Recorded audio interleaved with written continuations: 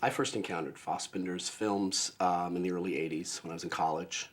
And by this point, particularly in sort of in academic circles and sort of film cineast circles, the films had sort of reached a critical mass and entered the American consciousness.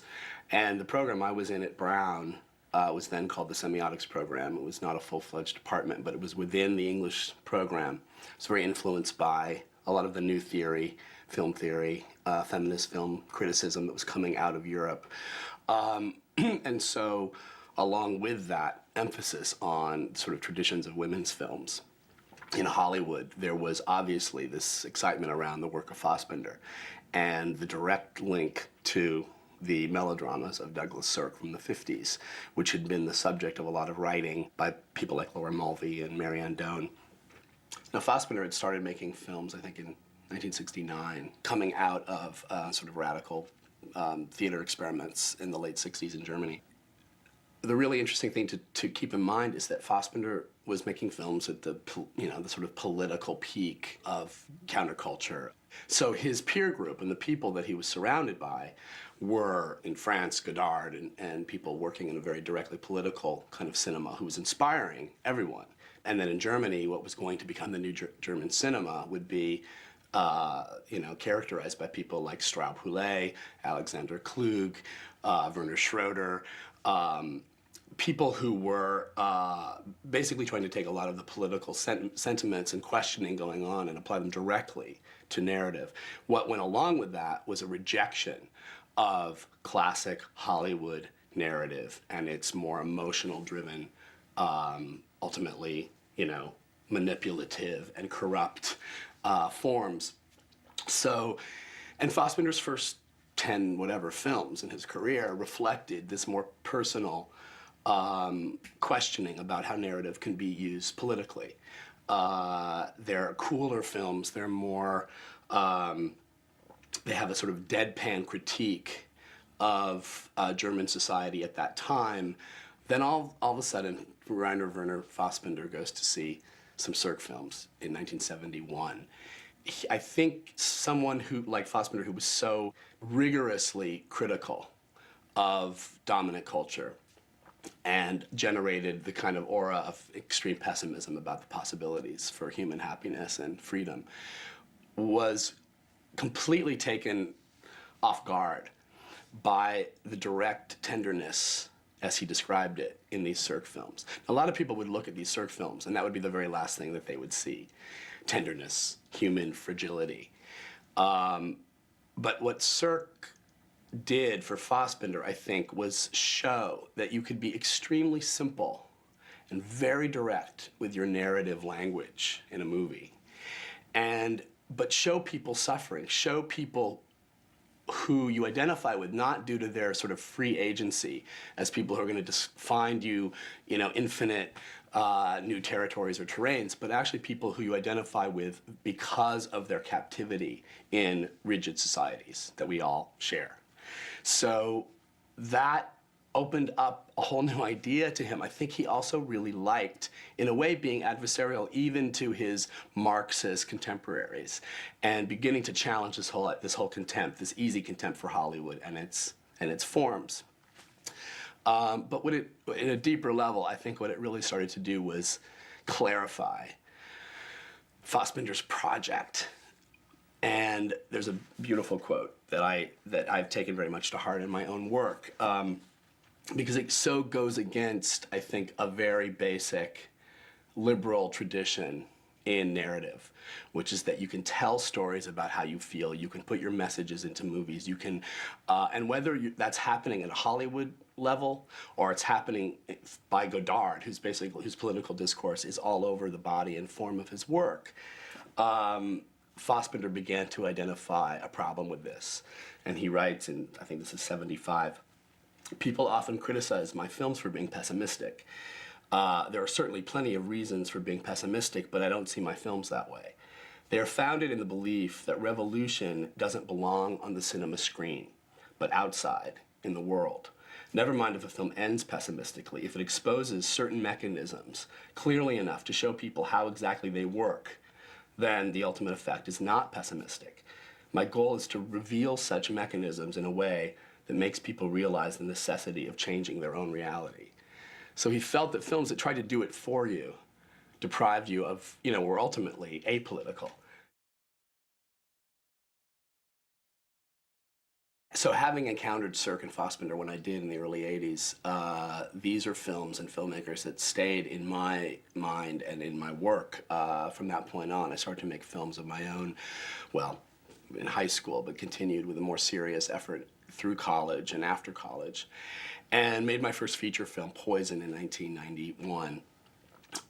And really, I have to say, I applied aspects of SIRK and Fassbinder, I think, to all of my films that came out in the 90s. And finally, when the decade ended, I felt that it was time to really get into this specific influence more directly.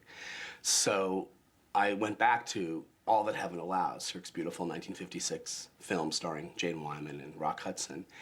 And it's the same film that, for most practical purposes, Fassbinder was looking at as well when he made Ali Fear Eats the Soul. The whole title, All That Heaven Allows, to begin with, sort of implies, on the one hand, it can be interpreted as it was by the Universal studio heads, as this incredibly, positive, inviting, plentiful kind of, message of heaven including. But actually, SIRK meant it a completely opposite way. He said I always thought heaven was stingy. So it's about who is forbidden in heaven as much as it is who's allowed. But there's obviously some very basic similarities between the two films in terms of their setting, the idea of an inappropriate match of an older woman and a younger man, which Fassbinder takes several steps further with a racial conflict and a much more extreme age difference. But what's interesting are also, I think, maybe the differences between the two, in that you learn right away in Ali Fear Eats the Soul that the Emmy character, and Brigitte Mira's beautiful, solid performance of her, is this incredibly good person, this sort of innately unarrogant, accepting personality. But as Jane Wyman is in All That Heaven Allows, and as Julianne Moore is in my film Far From Heaven, but Emmy somehow, I don't know, she has a more steadfast connection to her beliefs that is not at all demonstrative, that's extremely just innate in her character and her person. And so she sticks to her values very, very consistently throughout the story in ways you don't see the Jane Wyman character capable of doing. In many ways, the Rock Hudson character in All That Heaven Allows, who's sort of standing in for this, innate moralism, is closer, I think, to the character of Emmy in Ali. And conversely, it's Ali who is more corruptible and is more ambivalent as he does get accepted into this society ultimately under certain terms, and then rejects it, and you see him going and sort of transgressing against his wife. And having sex with the bar owner. In many ways, it's closer to the ambivalence and the susceptibility that Jane Wyman feels in All That Heaven Allows, when the society kind of keeps pulling her back and forth between her desire and her sort of social station. Definitely one of the things that SIRK ignited for Fassbinder, and it goes along with the tradition of the melodrama to a large degree, which are often films set in domestic settings, is films about women and focusing on female characters. Hana Shagula was already figuring in the early films of Fassbinder, but it wouldn't be till later that she really became singled out almost as his leading female star, and in films that became increasingly about central female characters, whether or not they fell into this sort of domestic melodrama definition. But when he first saw the SIRK films, he was struck by a whole different way in which women were pictured in these films. And without eschewing the conventions of narrative filmmaking from that particular time, he saw a different kind of treatment of women, and he describes this when he writes about the Douglas Sirk films. In Douglas Sirk movies, the women think. I haven't noticed that with any other director. With any. Usually women just react, do the things women do. And here they actually think. That's something you've got to see. That gives you hope. So again, there was something innately tender, hopeful, positive, things you don't associate with Rainer Werner Fassbinder in general, in what he saw in SIRK and his ability to sort of give a loving care to the central female characters in these films. And how much the more passive role of a female in a social setting can describe about the limits and the desires of people struggling within societies. Women became sort of regular centerpieces of Fassbinder's films. And some of the amazing women that you see in performances, from Brigitte Mira to Margit Karstensen to Hanna Schigula to Eva Mattes, throughout the career, is something that I guess we can certainly thank SIRK for. I think the amazing thing about this film of Fassbinder's is that the entire movie is constructed, both formally and in its content, around looking, around one character looking at another character, around characters being looked at, around looks of desire and looks of that define the most rigid social stations of insider outsider. And what the amazing thing that this does in the movie is that it freezes both parties. The looker and the lookie are frozen in the look, and it sets them in these very rigid positions that he uses both dramatically and aesthetically, but it relates, implicitly to the themes of the film, where these people are made to feel like pariahs for their love for each other. But then Fassbinder takes that further, which in a beautiful way, where ultimately you learn that society also needs to continually overcome or keep recycling the outsiders. And so this act of incorporation and appropriation is always at work as well. One of the first times we see Emmy at her workplace, sitting on the stairs for lunch with her coworkers, they know that she's been seeing this Moroccan man and this outsider, this foreigner. And they move away from her and leave her sitting on the stairs, and she's framed in this shot between the banisters of the stairways and also between the doorway, looking into the stairwell. And she's alone, and the coworkers are all whispering to each other on the side. And it's only later in the film, when the whole cycle has changed and everyone's own sort of immediate selfish needs allow Emmy to be re-included in the social fabric.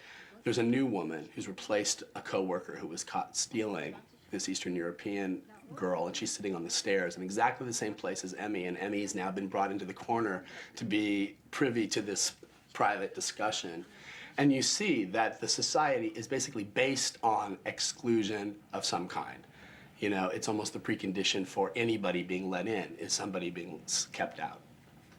The tension between our distance as viewers from the film, the way in which he is constantly framing these characters through doorways in these very static, stiff shots, and in many ways the blocking of the actors is conceived accordingly. There's a kind of rigidity of their movements, and the scene where Ali is finally accepted by Emmy's friends is played out in this beautifully sustained long shot of the entire living room, where Emmy finally says, "Oh, come up and feel his muscles." And all the ladies kind of run up in the same held shot and start feeling Ali's muscles. And we're kept at a distance from him. And in a way, it makes me wonder about this whole idea of identification that's supposed to be where distance and alienation is supposed to be the biggest barrier to identification with a character. In this case, the distance that we feel physically from Ali almost deepens our identification with him, because of the distance that he's feeling in this new alienated acceptance. He's accepted as the exotic other now, and they can finally feel his muscles and derive some secondary thrill out of that. But what must that be like for him? And the distance that Fassbinder insists on, I think deepens the identification and deepens the connection to that character. Another beautiful scene in which this whole tension between the fragility of these people's lives and the rigidity and stiffness of the visual treatment is the beautiful open-air restaurant scene in Ali Fears the Soul, which I think is maybe the most beautiful scene in the film and one of the most beautiful in Fassbinder. And it's a scene I've even quoted in some of my films. I blatantly rip it off in my film Poison. That scene is described beautifully by Christian Broad Thompson in his book on Fassbinder. The deliberate stiffness of the arrangement constitutes an effective contrast to Emmy's tears, so that Fassbinder summarizes in a single brilliant moment what he has always been striving for: emotional density and intellectual clarity, identification and distance, sympathy and observation. And what's so cool about that, and I think it's so true, and it's something I was definitely striving for in Far From Heaven, is that there are ways in which non-traditional identification, movies that you're more aware of the social framework, or as aware of the social framework as the poor people struggling within it, it's more, I guess, a process of recognition than identification, is that I think the emotional connection can be deeper and more profound than when it's geared solely through the single point of view and eyes of one protagonist, which you can't really say about any of these films that we're talking about. This whole regime of looks is something that it's pushed to a stylization in the treatment of the filmmaking, where groups of characters literally freeze in tableaus and absolutely don't move. And it puts the sort of tenderness and the fragility of this romance in extreme relief against that tension. It's true in the opening scene of Ali, that immediately sets up this system of looks from the very first shot. And although this whole idea of a chorus of society freezing into stares, and what that does to the subjects of movies who are made to feel instantly as outsiders or threats to the status quo, you'll see this in some of my films coming quite directly from Fassbinder's influence. In Far From Heaven, it really becomes a thematic element in the story. It's at the art gallery scene where Julianne Moore is surprised to find her very charming and intelligent gardener, the black man, played by Dennis Haysbert, with his daughter, and he's the only black person in this room of white society ladies and their husbands. They connect and start to talk about the art, and yeah, the film is sort of framed by these tableau shots of people frozen in stares, and it's the scene from which she derives the whole idea of being the only one in a room that she identifies as something that he experiences, and then later he kind of brings that experience full circle when he takes her to the black bar in which she's the only one in a room. Many of Fassbinder's films after his encountering of Douglas Sirk were films about women characters, but they were also films about every possible minority, people of color, gay people, anarchists in the third generation. And what's so brilliant about that, and what definitely has inspired me too as a gay filmmaker, is that no one is left off the hook. All of the subjects of Fassbinder films are as much the victims and perpetrators of the power dynamic that is his real critique in these films. In Fox and His Friends, the character that he himself plays, the sort of hapless guy at a carnival who gets sucked into this very wealthy, elitist gay society, is completely exploited by these very fashionable gay men in the film. And so again, the critique is across the board, and I think he's very interested in the ways in which victims, in fact, participate in the power dynamics that are ultimately the product of societies.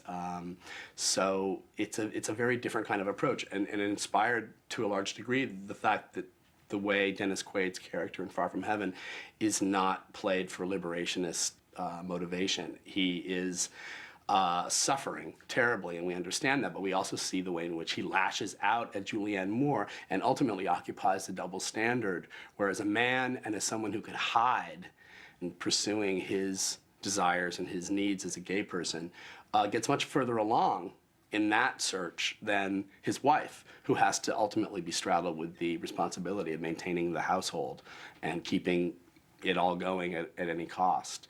Something that Fassbinder took very much to heart from SIRK, who articulates it very clearly, is that the characters have to be in the dark, basically. It's part of this whole idea of not giving the answer in your movie. Characters can never be in possession of the message of the film that they're in and be the articulators of that message. At that point, you've failed. You've foreclosed any possibility for an audience member to do something active in response to this experience of watching a movie. I think that's all that this is about, is instigating activity in the minds and in the emotions of the viewer. It's not emotional until we fill it in with our experiences, our lives, our interpretations of what's happening on screen. And when it's all done for you, there's nothing for us to do. And we're passive, like the subjects of those looks in Ali Feeds the Soul. SIRK describes it in those interviews from '71 as saying, your characters have to remain innocent of what the picture is after. They should never step forward. People shouldn't be what in German is called eindeutig, with only one meaning. All the contradictions of a character have to be there. That's why Fassbinder can so beautifully get away with the fact that Emmy sees no problem in loving a much younger African man. Still talks about Hitler, you know, and talks about the days when we were all part of the party, and takes him to the Hitler restaurant on their wedding day, you know. These contradictions show us that she is not, even though she has these very innate good and moral instincts, that she's also completely a subject and a construct of her society. And those contradictions are things that we can learn from and that we can see around. It's sort of, and it's very much what Fassbinder himself says when he talks about SIRK. They keep kind of patting each other on the back. SIRK has said that you can't make films about something. You can only make films with something. With people, with light, with flowers, with mirrors, with blood, with all these crazy things that make it worthwhile. And SIRK has made the most tender ones I know, films by a man who loves human beings and doesn't despise them as we do.